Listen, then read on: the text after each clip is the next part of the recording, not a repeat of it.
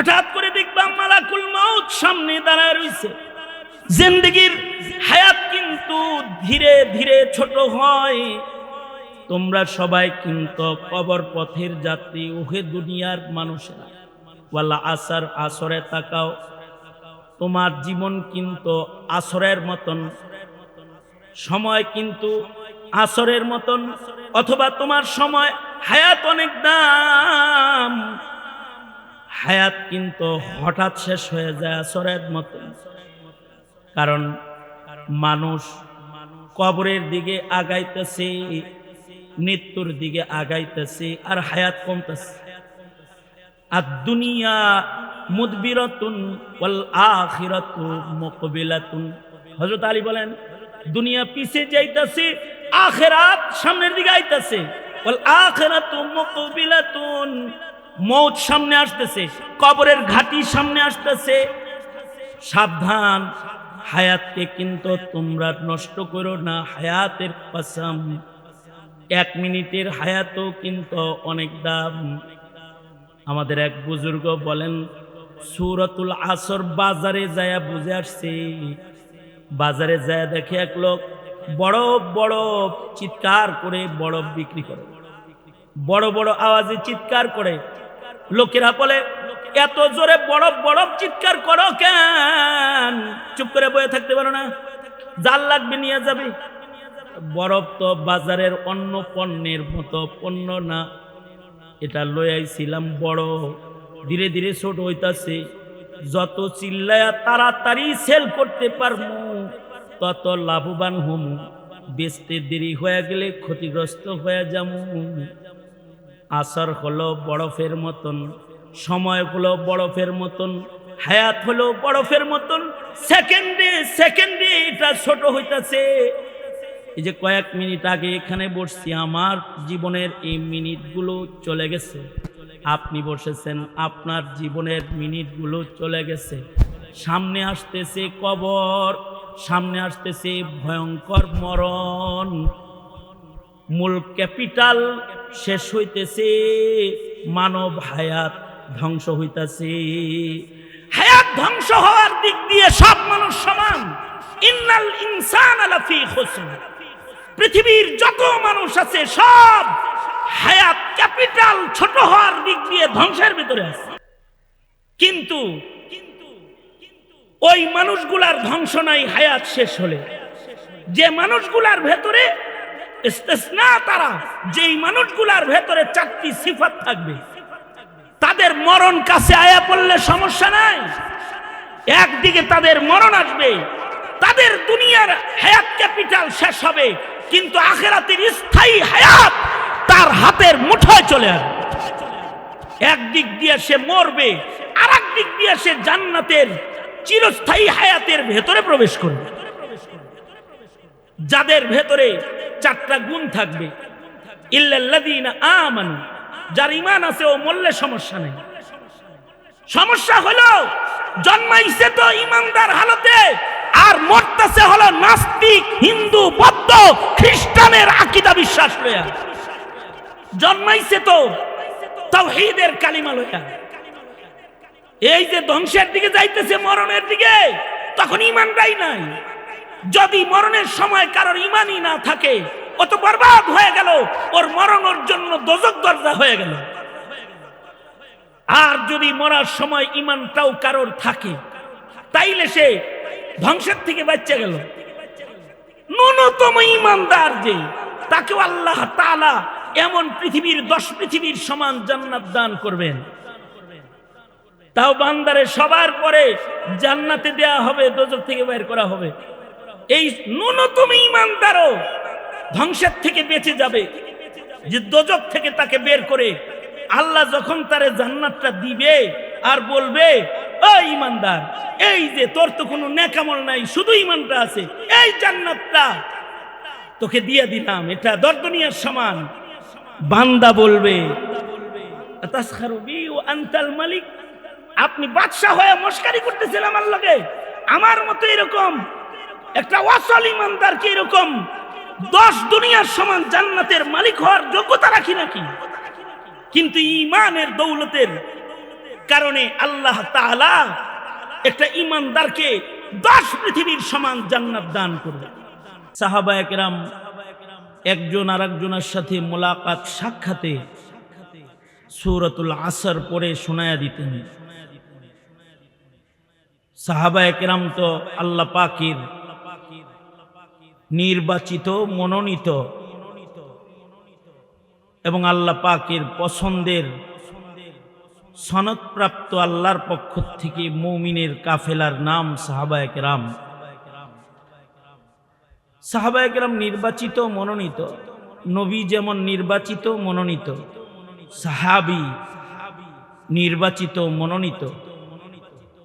নবী যেমন কিয়ামত পর্যন্ত কেউ হবে না, সাহাবিয়াত লাসানি মসনদ, এই মসনদে কিয়ামত পর্যন্ত আর কেউ যেতে পারবে না।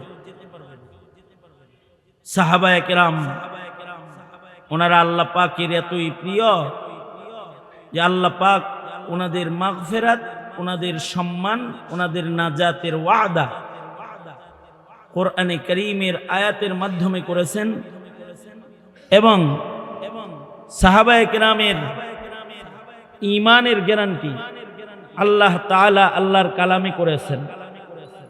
আল্লাহ পাক নিজে সাহাবায়ে কেরামকে উলাইকা হুমুল মুমিনুনা হাক্কা, সাহাবায়ে কেরাম প্রকৃত মুমিন এর সনদ আল্লাহ তাআলা সাহাবায়ে কেরামের জামাতকে আল্লাহ তাআলা দান করেছেন।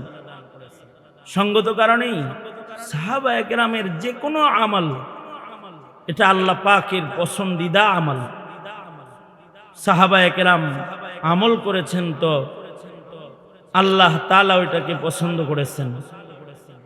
সাহাবায়ে কেরাম কথা বলেছেন, ওনাদের কথাকে আল্লাহ তাআলা পছন্দ করেছেন। সাহাবায়ে কেরাম স্বপ্নে দেখেছেন, ওনাদের স্বপ্নকে আল্লাহ তাআলা বাস্তবায়ন করেছেন, পছন্দ করেছেন।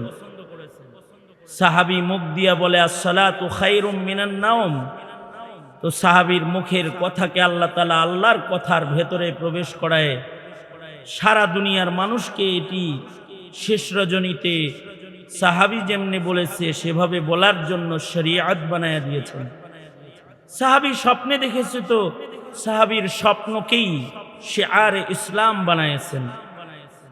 সাহাবায়ে কেরাম তাদের ঈমানের কারণে আল্লাহ তাআলা সাহাবায়ে কেরামের ঈমানের কারণে, তাকওয়ার কারণে কিয়ামত পর্যন্ত মুমিনদের জন্য শরীয়তে ইসলামকে আল্লাহ তাআলা ধীরে ধীরে ধীরে ধীরে এমন সহজ করে দিয়েছেন যে আনেওয়ালা উম্মতের জন্য শরীয়তের উপরে চলতে কোনো কষ্ট না হয়।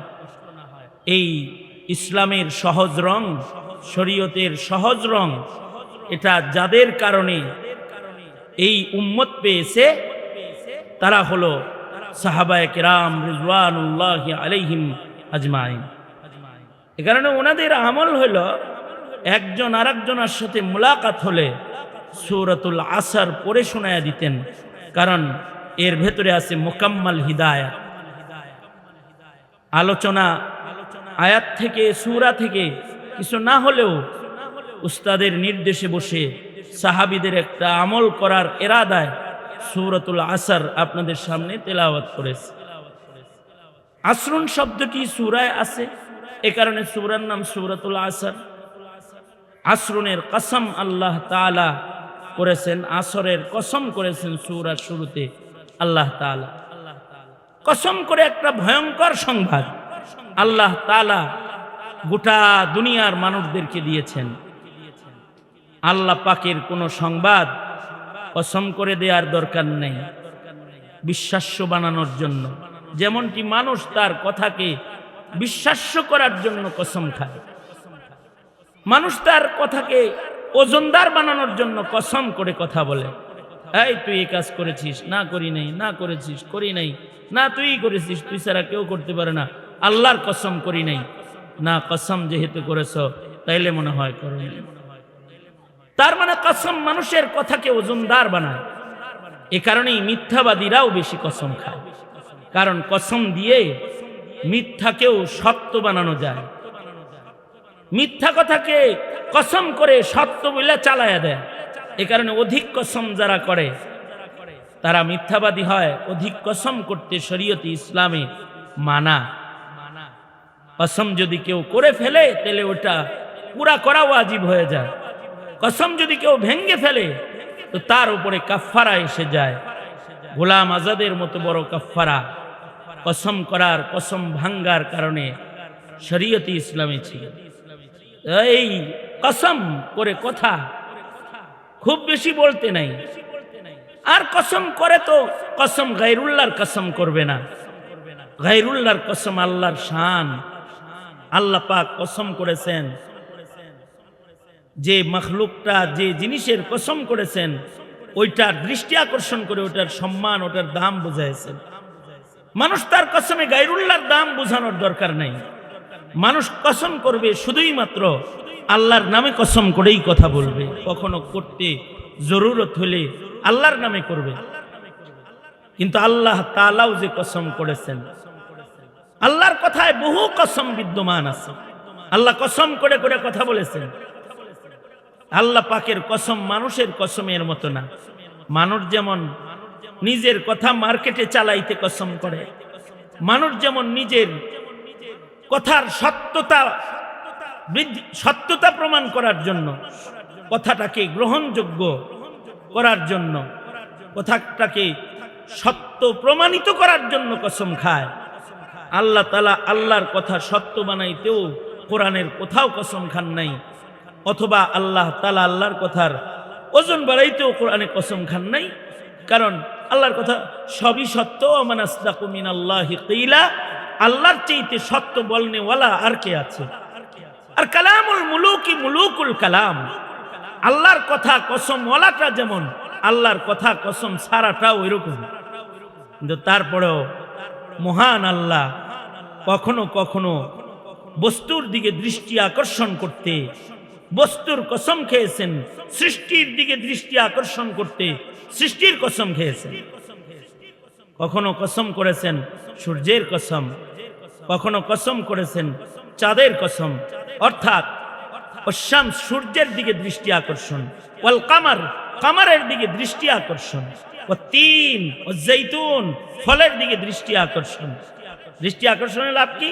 লাভ তো অনেক আছে, বহু রকমেরই তালিম শুধু এই দৃষ্টি আকর্ষণের ভেতরে আছে।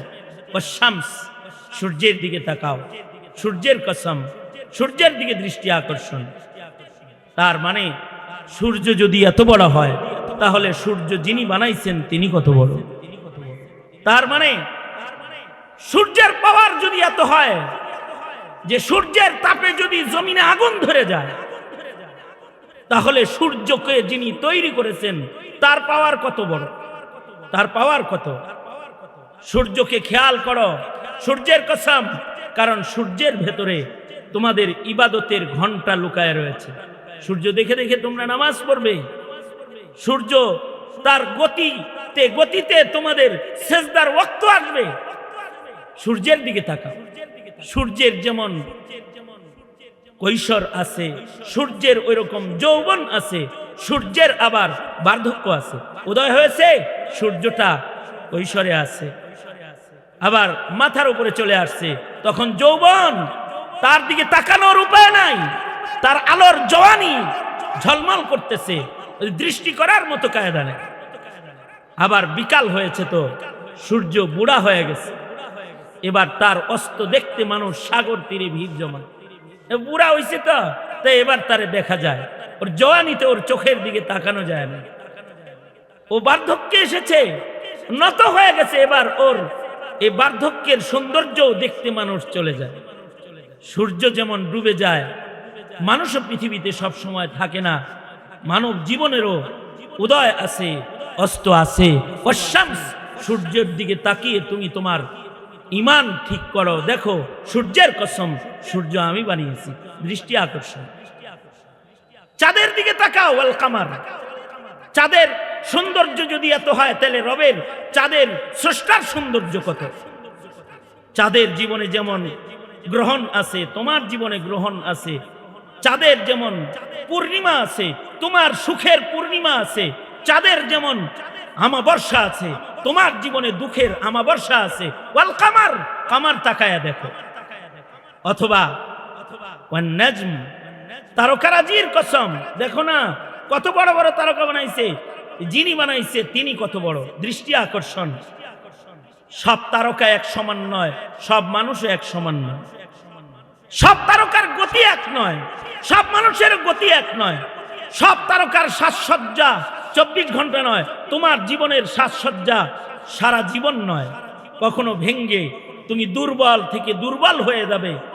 সুম্মা রাদাদনাহু আসফালা সাফিলিন, এক সময় তোমার সৌন্দর্য সব হারিয়ে যাবে, নিম্নে থেকে নিম্নে তুমি চলে যাবে। ওয়ান নাজম, এদিকে তাকাও, তোমার রবের কুদরত তাকায়া দেখো, দৃষ্টি আকর্ষণ করেছে। আল্লাহ তাআলা কোনো কিছুর কসম করলে ওইটার মূল্য বুঝাইছেন।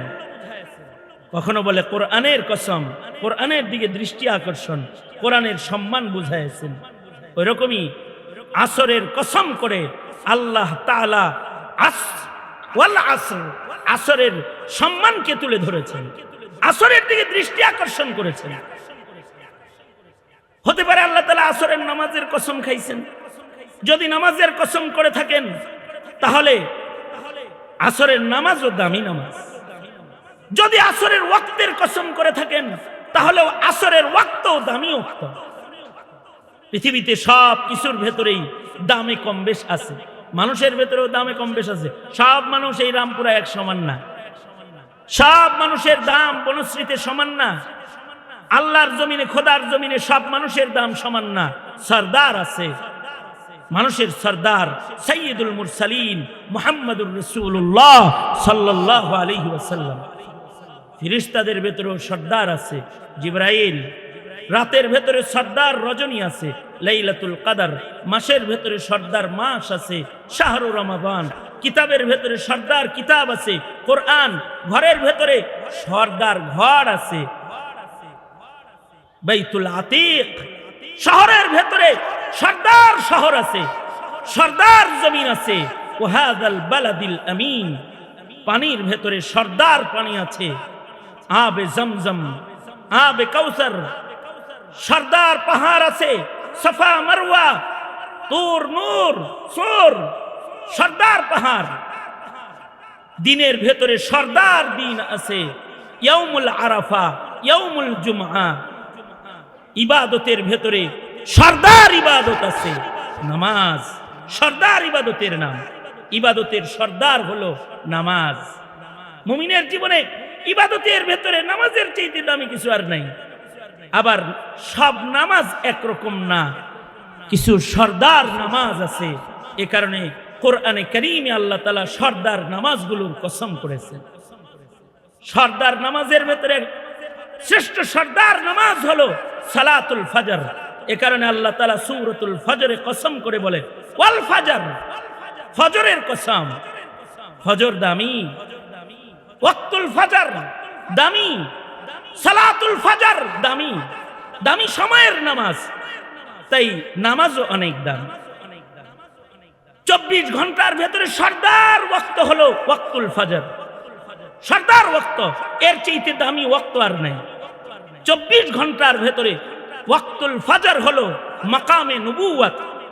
অর্থাৎ এই ফজরের ওয়াক্তের সময় আল্লাহ তাআলা বাবা আদম থেকে শুরু করে আমাদের নবী পর্যন্ত সব নবীকে নবুওয়াতের তোহফা হাদিয়া করছেন ফজরের নামাজের সময়, ফজরের ওয়াক্তে। এ কারণে ফজরের ওয়াক্তের হিফাজত করতে আল্লাহ পাক বিশেষভাবে আল্লাহ তাআলা নির্দেশ করেছেন, ডাকো সবাইরে, বলো ফজরে যেন কেউ না ঘুমায়। আসসালাতু খায়রুম মিনান নাওম।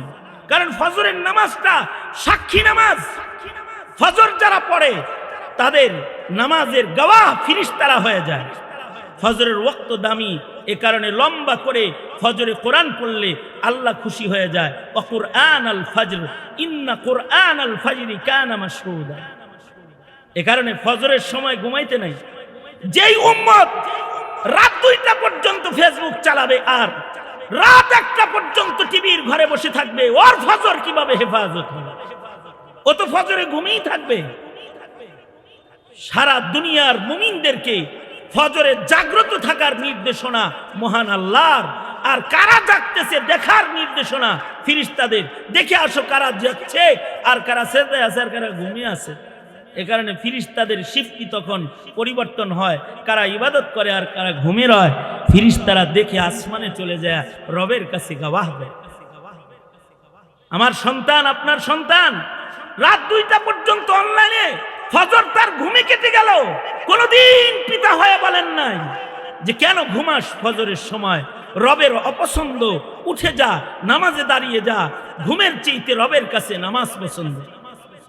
তবলিগ করে, সাল লাগাইছে, সিল্লা লাগাইছে, তালা আস্তে করে খুলে ফজরের সময়, খুইলে আস্তে করে সিটকানি খুলে, বইয়ের ঘুম যেন না ভেঙে যায়, লাগছে না নামাজ খালি চিল্লাওয়ালার উপরে, ঘরের আর কারোর উপরে না।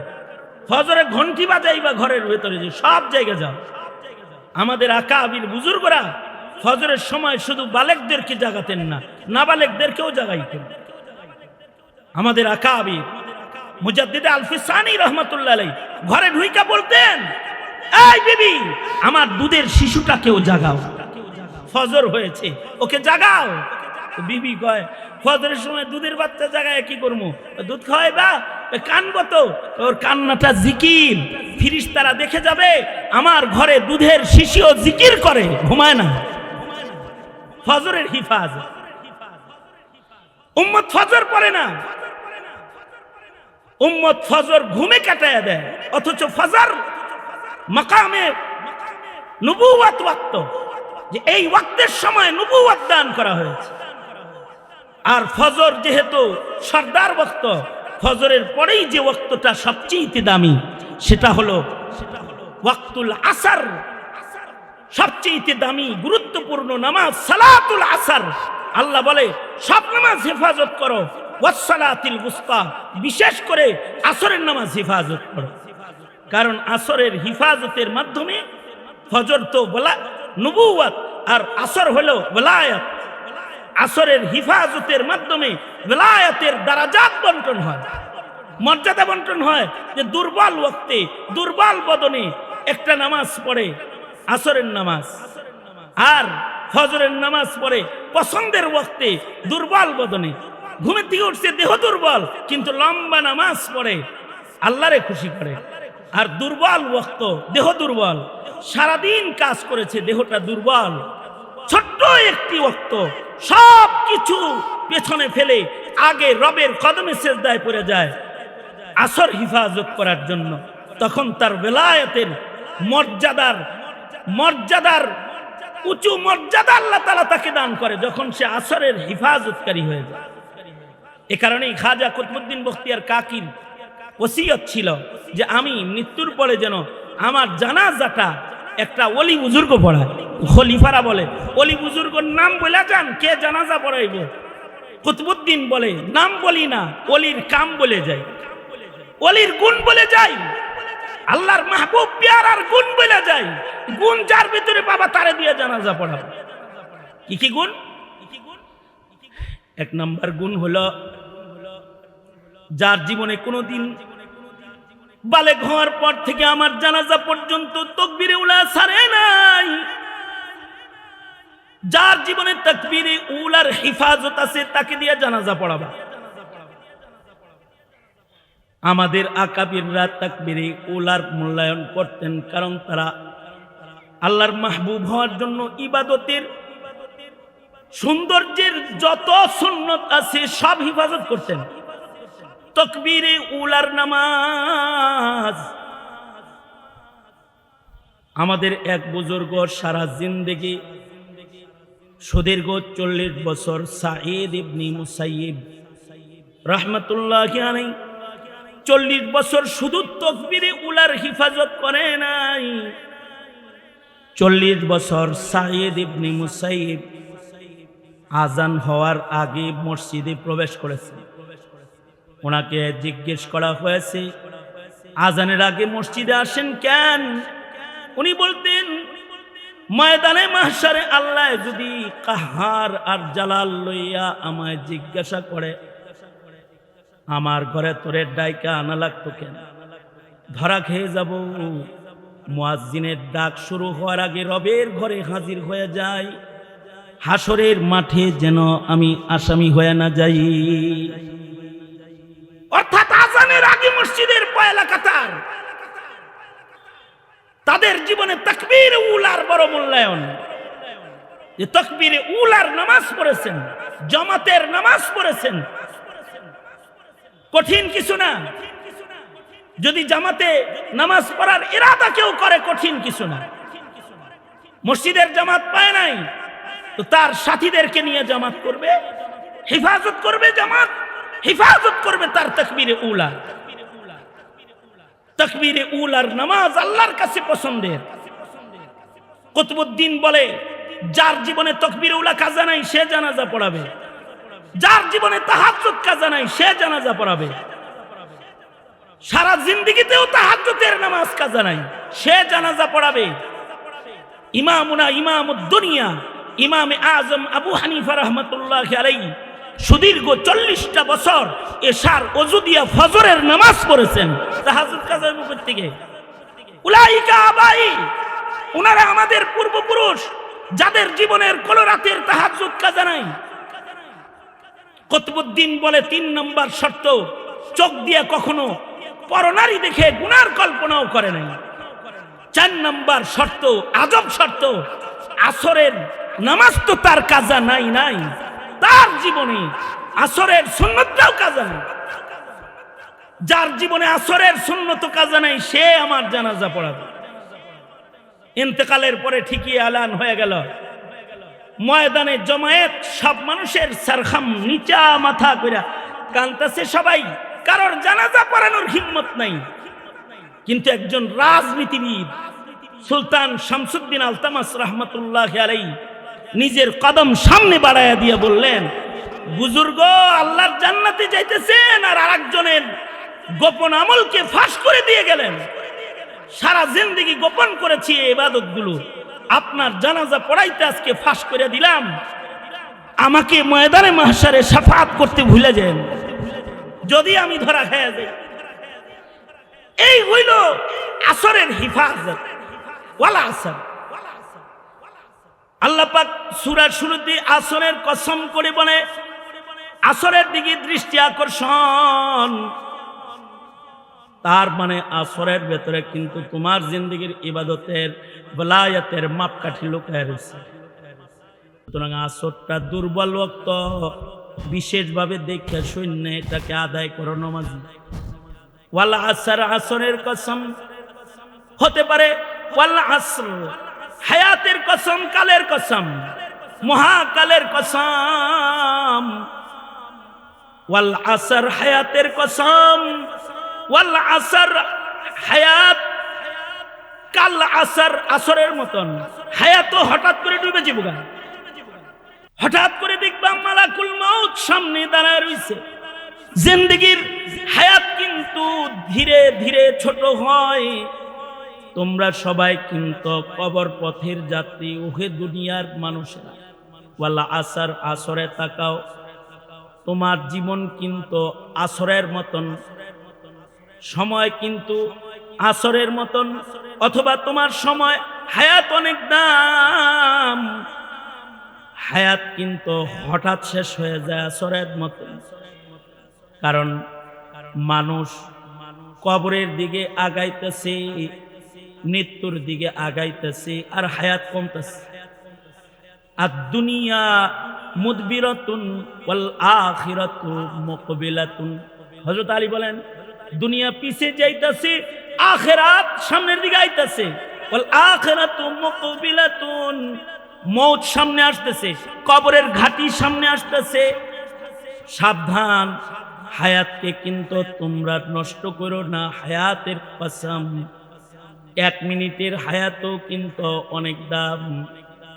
আমাদের এক বুজুর্গ বলেন, সূরাতুল আসর বাজারে যায়া বুঝে আসছে। বাজারে যায় দেখে এক লোক বড় বড় চিৎকার করে বরফ বিক্রি করে, বড় বড় আওয়াজে চিৎকার করে। লোকেরা বলে, এত জোরে বরফ বরফ চিৎকার করো কেন? চুপ করে বসে থাকতে পারো না? জাল লাগবে, নিয়ে যাবে। বরফ তো বাজারের অন্য পণ্যের মতো পণ্য না, এটা লই আইছিলাম বড় ধীরে ধীরে ছোট হইতাছে। যত চিল্লায়া তাড়াতাড়ি সেল করতে পারবো তত লাভবান হমু, বেচতে দেরি হয়ে গেলে ক্ষতিগ্রস্ত হয়ে যাবো। আসর হলো বরফের মতন, সময় হলো বরফের মতন, হায়াত হলো বরফের মতন। সেকেন্ডে সেকেন্ডে এটা ছোট হইতাছে। এই যে কয়েক মিনিট আগে এখানে বসছি, আমার জীবনের এই মিনিটগুলো চলে গেছে। আপনি বসেছেন, আপনার জীবনের মিনিটগুলো চলে গেছে। সামনে আসতেছে কবর, সামনে আসতেছে ভয়ঙ্কর মরণ। মূল ক্যাপিটাল শেষ হইতেছে, মানব হায়াত ধ্বংস হইতাছে। হায়াত ধ্বংস হওয়ার দিক দিয়ে সব মানুষ সমান। ইন্নাল ইনসানা লাফি খুসর। পৃথিবীর যত মানুষ আছে সব হায়াত ক্যাপিটাল ছোট হওয়ার দিক দিয়ে ধ্বংসের ভিতরে আছে। কিন্তু ওই মানুষগুলার ধ্বংস নাই হায়াত শেষ হলে। যে মানুষগুলার ভেতরে ইস্তিসনা, তারা যেই মানুষগুলার ভেতরে চারটি সিফাত থাকবে, তাদের মরণ কাছে আয়া পড়লে সমস্যা নাই। একদিকে তাদের মরণ আসবে, তাদের দুনিয়ার হায়াত ক্যাপিটাল শেষ হবে, কিন্তু আখিরাতের স্থায়ী হায়াত তার হাতের মুঠোয় চলে আসবে। একদিক দিয়ে সে মরবে, আর এক দিক দিয়ে সে জান্নাতের চিরস্থায়ী হায়াতের ভেতরে প্রবেশ করবে। যাদের ভেতরে চারটা গুণ থাকবে, ইল্লাল্লাযীনা আমানু, যার ঈমান আছে ও মরলে সমস্যা নেই। সমস্যা হলো জন্মাইছে তো ঈমানদার হালতে, আর মরতেছে হলো নাস্তিক, হিন্দু, বৌদ্ধ, খ্রিস্টানের আকীদা বিশ্বাস লইয়া। জন্মাইছে তো তাওহীদের কালিমা লইয়া। এই যে ধ্বংসের দিকে যাইতেছে, মরণের দিকে, তখন ঈমানটাই নাই। যদি মরণের সময় কারোর ঈমানই না থাকে, ও তো বরবাদ হয়ে গেল, ওর মরণের জন্য দোজখ দরজা হয়ে গেল। আর যদি মরার সময় ঈমানটাও কারোর থাকে, তাইলে সে ধ্বংসের থেকে বাঁচতে গেল। ন্যূনতম ঈমানদার যে, তাকে আল্লাহ তাআলা এমন পৃথিবীর 10 পৃথিবীর সমান জান্নাত দান করবেন। তাও বান্দারে সবার পরে জান্নাতে দেয়া হবে, দোজখ থেকে বের করা হবে। এই ন্যূনতম ঈমানদারও ধ্বংসের থেকে বেঁচে যাবে, যে দোজখ থেকে তাকে বের করে আল্লাহ যখন তারে জান্নাতটা দিবে আর বলবে, ও ঈমানদার, এই যে তোর তো কোনো নেক আমল নাই, শুধু ঈমানটা আছে, এই জান্নাতটা তোকে দিয়ে দিলাম, এটা দুনিয়ার সমান। বান্দা বলবে, আতাসখারু বি ওয়া আনতাল মালিক, আপনি বাদশা হয়ে মস্কারি করতেছেন আমার লগে? আমার মতো এরকম একটা ওয়াসাল ঈমানদার কি এরকম 10 দুনিয়ার সমান জান্নাতের মালিক হওয়ার যোগ্যতা রাখি নাকি? কিন্তু ঈমানের দৌলতের কারণে আল্লাহ তাআলা একটা ঈমানদারকে 10 পৃথিবীর সমান জান্নাত দান করবে। এই ঈমান, আপনার ছেলের ঈমান, এই মহল্লার প্রতিটি পরিবারের সন্তানের ঈমান, প্রতিটি সদস্যর ঈমান আছে, হিফাজত হচ্ছে নাকি ধ্বংস করে ধ্বংসাত্মক মৃত্যু নামক ধ্বংসের দিকে আগাচ্ছে? কখনো কি খেয়াল করেছেন পিতাজি? যদি খেয়াল না করে থাকেন তাহলে আপনি অভিশপ্ত পিতা। এই সন্তানের কারণে আপনি অভিশপ্ত, আপনি দোজখে যাইবেন। আর যদি আপনি তার ঈমানের পাহারাদারি করে থাকেন, তাকে যদি ঈমান শিখায় থাকেন, ঈমানের মূল্য যদি তাকে বুঝায় থাকেন, আর সে যদি ঈমান নিয়ে কবরে যাওয়ার যোগ্য মুমিন হয়ে থাকে, তাহলে সে ধ্বংসের থেকে বেঁচে গেছে। দৌলতে ঈমান যার আছে তার ধ্বংস নাই। তবে ঈমানের সাথে যদি আরো কিছু জিনিস জড়ো হয়ে যায়, তাইলে তো কোন ধরনের পেরেশানি তার নাই। না তার পেরেশানি মরণে আছে, না তার পেরেশানি পুলসিরাতে আছে, না তার পেরেশানি মিজানে, পুলসিরাতে, হাসরে আছে। আল্লাহ তাআলা তাকে তো বিনা হিসাব জান্নাত দিয়ে দিবেন। বহু মানুষকে বিনা হিসাব জান্নাত দিবে গুণী হয়ে গেলে। যে সকল গুণ থাকলে বিনা হিসাব জান্নাতে যাওয়ার উপযুক্ত হয়ে যাবে, চিরস্থায়ী নিশ্চিন্ত পেরেশানি মুক্ত জীবন পেয়ে যাবে, সেটা হলো ঈমানের সাথে যাদের নেক আমল জড়ো হবে। ওয়া আমিলুস সালিহাত, যাদের নেক আমলও আছে, শুধু ঈমান নাই, কিছু মানুষ আছে তাদের ঈমান আছে কিন্তু তাদের জীবনে নামাজ নাই, তাদের জীবনে রোজা নাই, তাদের জীবনে সাদাকা খায়রাত নাই, তাদের জীবনে কোরআনে কারীমের তিলাওয়াত নাই। শুধু ঈমানদার হে, শুধু ঈমানদার। শুধু ঈমানদার হইলে তো ভেজাল আছে, কারণ শুধু ঈমানদাররা আমল শূন্য হওয়ার কারণে তারাও দোজখে যাবে। কারণ দোজখের 7 স্তরের প্রথম স্তর যেটা, মুমিনে আসীদেরকে আল্লাহ তাআলা সেখানে ফেলবে। কিন্তু যদি ঈমানের কোয়ালিটি ভালো হয় আর নেক আমল যদি ঈমানের সাথে যুক্ত হয়, তার জীবনে যদি নবীর সুন্নাত যুক্ত হয়, তার জীবনে যদি আল্লাহর হুকুম নবীর তরিকায় কইরা যায়, তাইলে সে সোজা জান্নাতে চলে যাবে। রাসূল বলেছেন আমার উম্মতের সর্বনিম্ন কালিমাওয়ালাও জান্নাতে যাবে। আল্লাহর রাসূল বলেন কুল্লু উম্মতি ইয়াদখুলুনাল জান্নাহ, ঈমানদার আমার উম্মত যা আছে সব জান্নাতে যাবে। কিন্তু যারা আমাকে অস্বীকার করলো, যারা আল্লাহকে অস্বীকারী, যারা আমি রাসূলকে অস্বীকারী, তারা জান্নাতে যাবে না। আপনার সন্তান কালিমা নিয়ে জন্মাইছে, তার জানাজা হবে, সে মুসলিম কবরস্থানে দাফন হবে, মুসলিম পরিচয়ে মুহাম্মদ নাম যুক্ত করে তার পরিচয় মুসলিম, কিন্তু সে নবী আল্লাহ রাসূলকে স্বীকারকারী না অস্বীকারী, এটা কখনো খতায়া দেখছেন? সে তো ঈমানদার কিন্তু নামাজ পড়ে না, আল্লাহর হুকুম অস্বীকারী। সে বলে ফেলে আমার নামাজ লাগে না। সে ঈমানদার কিন্তু সে কাদিয়ানীর পক্ষ গ্রহণ করে, নাস্তিক মুরতাদদের পিছনে ঘোরাফেরা করে, সে রাসূলকে অস্বীকার করে, রাসূলের বিরোধিতা করে। সে কিভাবে জান্নাতে যাবে তার ঈমান দিয়া? আর কিভাবেই বা সে তার ঈমান নিয়ে কবরে যাবে? সুতরাং শুধু কালিমার পরিচয় দিয়ে ধ্বংসের থেকে বাঁচা সম্ভব নয়। কালিমার পাশাপাশি নেক আমলের জিন্দেগি লাগবে। অটো মুসলমান যারা আছেন, অটো মুসলমানই লালন করেন যারা, অটো মুসলমান আপনারা মুসলিম করার জন্মাইছেন আর নামের শুরুতে মুহাম্মদ লাগান আর ভোটার আইডি কার্ডে মুসলিম পরিচয় লাগায় বাস নিশ্চিন্ত মনে যারা ঘুরেন, পৃথিবীটা কোন রকম পার করতেছেন। মরণ আইলে আর এক কদম সামনে সুখের জগৎ খুঁজে পাইবেন, তখন দেখবেন যে ধ্বংসের ভেতরে পড়ে গেছেন। এ কারণে প্রতিটা মুমিনকে শুধুই মাত্র ঈমানদার হলে চলে না, তার জীবনে আমল দরকার আছে। ফরায়েজ, ওয়াজিবাত, সুনান, মুস্তাহাব্বাত, যত আমল সরওয়ারে দু আলম দিয়ে গেছে, সব আমলের হিফাজত একটা মুমিনের জীবনে জরুরত। কারণ যার জীবনে আমল বেশি তার সাথে রবের সাথে খাতির বেশি, যার জীবনে আমল কম রবের সাথে তার খাতির কম। যার ভেতরে নেক আমল যত বেশি, মহান আল্লাহর সাথে তার প্রেম প্রীতি তত বেশি। শুধুই মাত্র নিজে ঈমানদার আর নেক আমলকারী হলে চলে না। মুমিনের আরেকটা সিফত হলো ওয়াতাওয়াসাউ বিল হক ওয়াতাওয়াসাউ বিস সাবর। ধ্বংস মুক্ত মুমিনের সিফাত ওয়াতাওয়াসাউ বিল হক, তাওয়াসিল আল হক, হকের দিকে মানুষদেরকে ডাকা, তাবলীগ করা। আর কি বিশ্ব ইজতেমার সামনে আইতাছে 31/1-2। তবে যারা তাবলীগ করে পাবলিকের কাছে, এরা মনে করে যে মৌলবীরা ওয়াতাওয়াসাউ বিল হক করে না। তোমার সারা জিন্দেগীর তাবলীগ এক জায়গায় করলেও মোল্লার এক কথার তাবলীগের সাথে তোমার তাবলীগের ওজন চলবে না। কারণ তুমি করো পাবলিকের কাছে তাবলীগ, আর মোল্লা করে নাস্তিকের কাছে তাবলীগ, কাদিয়ানীর কাছে তাবলীগ। কাদিয়ানীর বিরুদ্ধে মোল্লাই কথা বলে, নাস্তিকের বিরুদ্ধে মোল্লাই কথা বলে। দেশের প্রধান ভুল করলে মৌলবী তার রক্ত মাখা কার্পেট বিছায়া দেয়, যে রক্তের উপর দিয়ে হেঁটে যাবি, ইসলামের খেলাফে এক জাররা কাজ করতে দেব না। দাঁড়ায় যায় রাজপথে।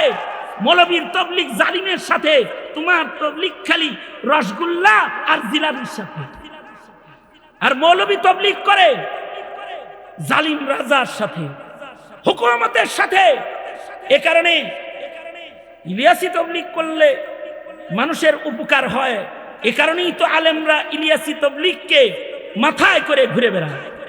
কিন্তু শুধু ইলিয়াস রহমতুল্লাহ আলাইহির এই তাবলীগ দিয়ে রাষ্ট্রের বাতিলের মোকাবেলা করা সম্ভব নয়।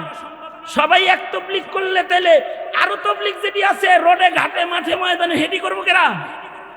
যখন নাস্তিকরা এই দেশ দখল করার চক্রান্ত করে ফেলে, যখন কাদিয়ানীরা এদেশকে কন্ট্রোল করার চক্রান্ত করে ফেলে, তখন মৌলবীরাই তো রাজপথে দাঁড়ায়া দাওয়াত তবলিগের ঝান্ডা নিয়ে দাঁড়িয়ে যায়।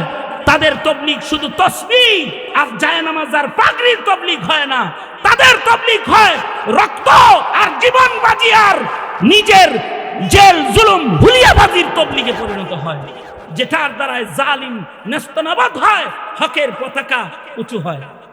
তুমি তবলিগ করো, কিন্তু তোমার সামনে অনেক বড় অপরাধকে তুমি অপরাধী বলতে পারো নাই। কিন্তু মৌলবী এমন না, মৌলবী হইল ওই তবলিগ করে যায় যেই তবলিগ যে ছোট্ট একটা মাসআলার খেলাফ কাম করতে দেয় না। মৌলবী ছোট্ট একটা মাসআলার খেলাফ করতে দেয় না।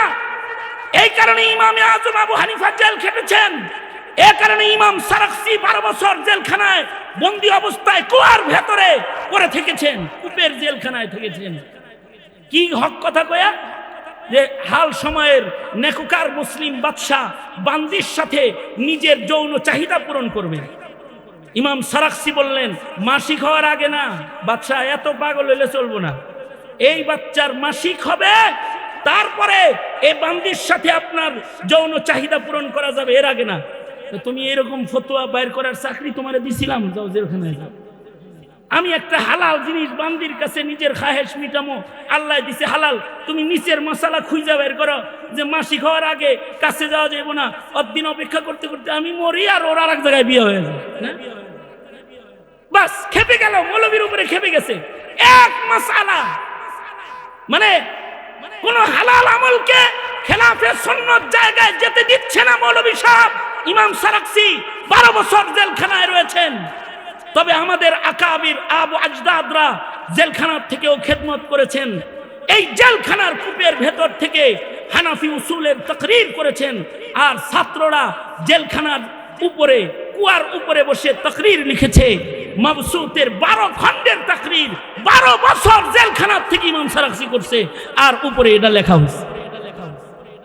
তারা জেলখানায় বসে ইলম বিতরণ করেছে। কিন্তু তুমি মুসলমান হয়ে নাস্তিকের কারিকলাম ধরো আর ইলম মিটাইবার চক্রান্তকারীর দলে যায় যোগদান করো, তুই কেসে মুসলমান হয়ে রে? তুই কোন মুসলমানের খাতায় তোর নাম? অথবা সাউবিল হক, হকের কথা বলবি।